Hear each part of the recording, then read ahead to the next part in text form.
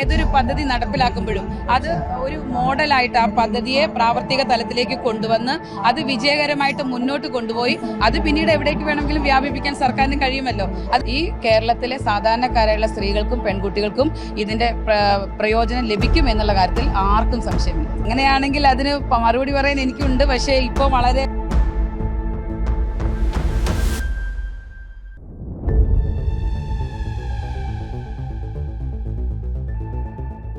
നമസ്കാരം. സ്ത്രീകൾക്ക് KSRTC ordinary ബസ്സുകളിൽ സൗജന്യ യാത്ര നൽകുന്ന പ്രിയദർശിനി പദ്ധതി ഉദ്ഘാടനം നിലവിലിപ്പോൾ കഴിഞ്ഞിരിക്കുകയാണ്. സംസ്ഥാനത്തെ സ്ത്രീകളെ സംബന്ധിച്ച് ഏറെ സന്തോഷം നൽകുന്ന ദിവസമാണ്. തിരുവനന്തപുരം തമ്പാനൂർ KSRTC സെൻട്രൽ സ്റ്റേഷനിൽ നിലവിലിപ്പോൾ അതിൻ്റെ ഉദ്ഘാടനം കഴിഞ്ഞിരിക്കുന്നു. ഏറെ ആവേശത്തിലാണ്. നേരത്തെ പറഞ്ഞതുപോലെ സ്ത്രീകളെല്ലാവരും തന്നെ ഏറെ ആവേശത്തിലാണ്, സന്തോഷത്തിലാണ്. ഈയൊരു ചടങ്ങിൽ എത്തിച്ചേർന്ന മന്ത്രി കെ തുളസി ഇപ്പോൾ മറുനാടനൊപ്പം ചേരുകയാണ്. UDF നൽകിയ ആ ഒരു വാഗ്ദാനം പ്രാവർത്തികമാക്കാൻ കഴിയും, അതിനെ എങ്ങനെ കാണും? അത് സാധാരണ ഇപ്പം മുൻ വർഷങ്ങളിൽ ഉണ്ടായിരുന്ന സർക്കാർ അവർ അധികാരത്തിലേറിയതിനു ശേഷമാണ് എന്താണ് ചെയ്യേണ്ടത് എന്ന് ആലോചിച്ചിട്ടുള്ളത് എന്നാണ് നമുക്ക് മനസ്സിലാവുന്നത്. പക്ഷേ UDF സർക്കാർ അധികാരത്തിൽ കയറുന്നതിന് മുൻപേ കേരളത്തിന്റെ 14 ജില്ലകളിലും സഞ്ചരിച്ച് അത് അന്നത്തെ പ്രതിപക്ഷ നേതാവും ഇന്നത്തെ CM-ഉമായിരുന്നുള്ള ശ്രീ VD സതീശൻ അവരുടെ നേതൃത്വത്തിൽ എല്ലാ ജില്ലകളിലും സഞ്ചരിച്ച് പൊതുജനങ്ങളുടെ അഭിപ്രായം തേടി കേരളം ഒരു പുതിയ പ്രവിയിലേക്ക് കടക്കുകയാണ്. അത് UDF അധികാരത്തിൽ വന്നാൽ അത് കൃത്യമായി ഓരോ വകുപ്പിന്റെ നേതൃത്വത്തിൽ നടപ്പിലാക്കുമെന്ന് അദ്ദേഹം പ്രഖ്യാപിച്ചിട്ടുള്ളതാണ്.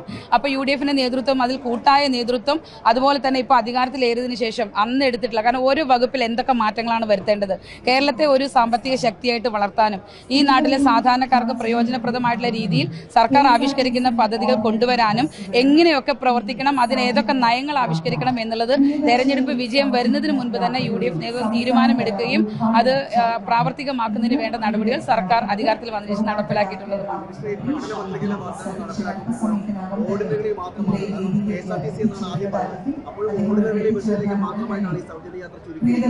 അല്ല, അങ്ങനെ ചുരുക്കി എന്ന് തീർച്ചയായിട്ടും കാണാനായിട്ട് സാധിക്കില്ല.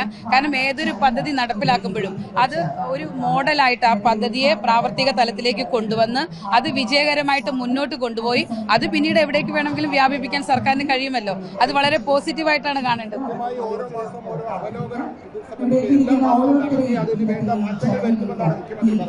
തീർച്ചയായിട്ടും അത് കൃത്യമായിട്ടുള്ള അവലോകനങ്ങളും അതുമായിട്ട് ബന്ധപ്പെട്ട റിപ്പോർട്ടിംഗ് ശേഖരിച്ച് കൃത്യമായിട്ട് തന്നെ സമയബന്ധിതമായിട്ട് ആളുകളിലേക്ക് എത്തിക്കും എന്നുള്ള നയമാണ് സർക്കാരിനുള്ളത്.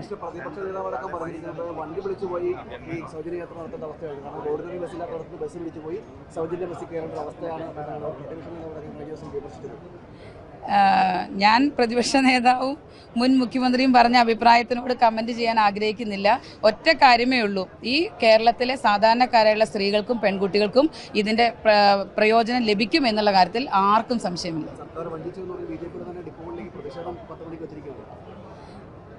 അങ്ങനെയാണെങ്കിൽ അതിന് മറുപടി പറയാൻ എനിക്കുണ്ട്. പക്ഷേ ഇപ്പോൾ വളരെ ഏറ്റവും ശുഭകരമായിട്ടുള്ള ഒരു പരിപാടിയുടെ ഔപചാരികമായിട്ടുള്ള ഉദ്ഘാടന കർമ്മം നടക്കാൻ പോവുകയാണ്. ഞാനൊരു നെഗറ്റീവായിട്ടുള്ള ഒരു കാര്യം സംസാരിക്കാൻ ആഗ്രഹിക്കുന്നില്ല.